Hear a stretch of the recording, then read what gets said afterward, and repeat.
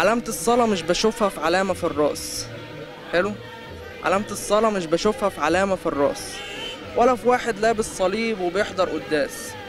علامة الصلاة مش بشوفها في شنب أو دقن أو قسيس أو شيخ أو رتبة عالية الشأن. علامة الصلاة بشوفها في إنسان بيحب كل الناس، اللي بيكرهه ويحبه، اللي بيضايقه واللي بيسبه. علامة الصلاة بشوفها في قلب من ماس مفهوش حقد أو تعصب، قلبه ينبوع إحساس. علامة الصلاة بشوفها في إنسان عارف الحق، بيدافع عنه حتى لو هيسيح دمه هو بيقول لأ. بنشوفها في إنسان بنشوف فيه صورة الله، كل ما بنسمع وندوق كلامه نسقف ونقول الله، ولما الناس بتشوف روعته بتحب وتمجد الله.